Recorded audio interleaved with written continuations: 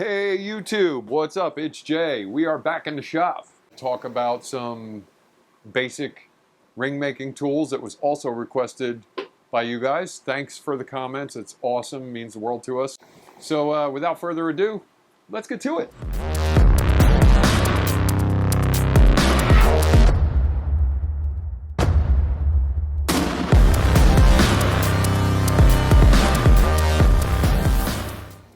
So depending on what kind of rings you want to make, coin rings, wood rings, resin rings, that's going to dictate what kind of tools you need.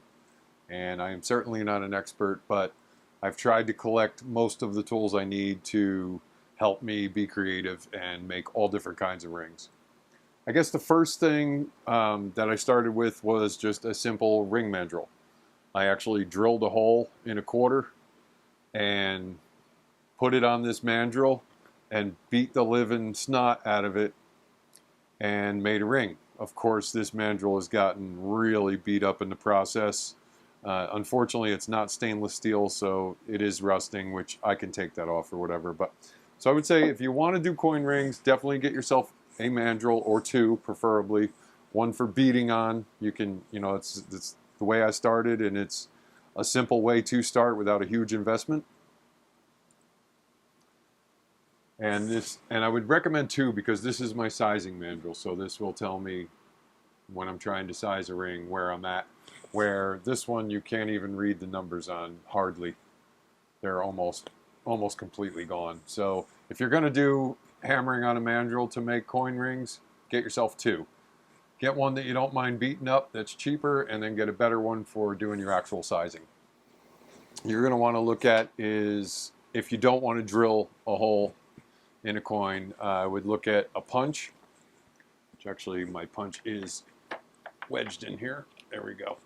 This one, unfortunately, is not stainless. In hindsight, I should have purchased everything in stainless. You put your coin in here with your spacers, depending on the size of the coin.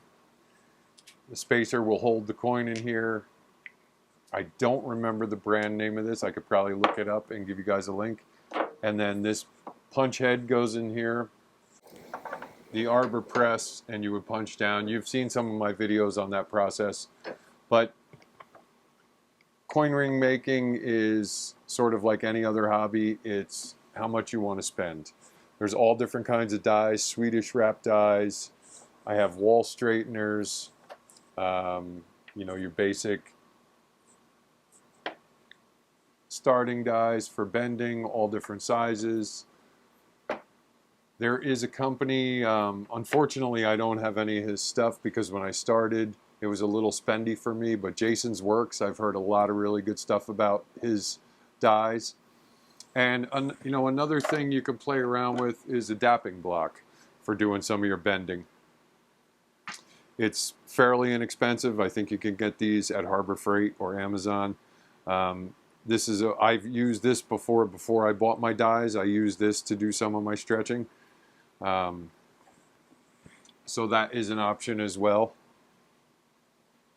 And I would definitely recommend getting some Delrin pushers. They work great on the press. They won't mar the coin as much as the steel or brass will. You will probably want, this is one of my favorites, this cone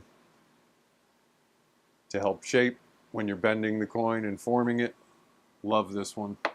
You don't have to get steel. They make them in Delrin, they make them in brass, they make them in all kinds of different materials. But definitely you'll want some dies if you're doing any coin ring stuff. Torch. Talked about this in past videos. If you're going to do any coin rings, you will need a torch. Propane, MAP gas, your preference.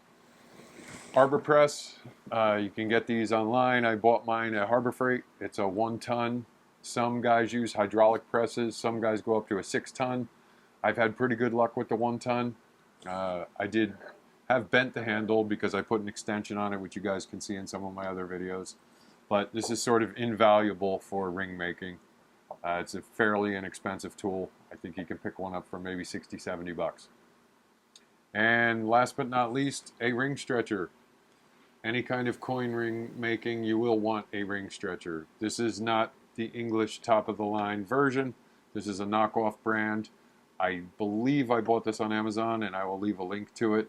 It has some reducers in here, so you can do a little shaping in here if you don't have dies, which is kind of nice, but they only go so big. You know, you're not going to fit a size 13. If you want to make a size 13 coin ring, you're not going to fit it in that opening. And it is two-sided, but even the back side, they're not terribly big openings.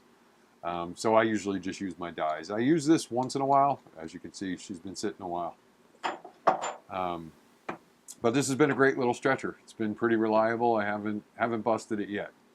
The only other thing I would recommend, especially for coin rings, is some sort of bench grinder with polishing wheels on it. I have two different types of wheels here. One's softer than the other, and I use some polishing compounds, all different kinds of compounds.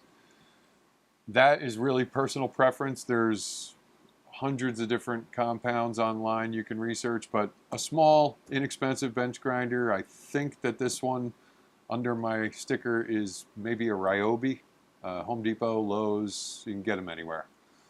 So this is sort of invaluable if you're doing any sort of ring stuff. So I hope that helps. We did have some questions about, you know, getting involved in ring making, and I hope that helped you out. If you have any more questions, put them in the comments below. I'd be glad to help you out any way I can. Without the YouTube community, I probably would have never started making rings, and it was a huge help having creators on YouTube show some of their process, and that really helped me out a lot. Everyone does everything a little differently, and I'm sure you'll find your own rhythm and what you like to do, certain tools you like to use. So I hope that helped.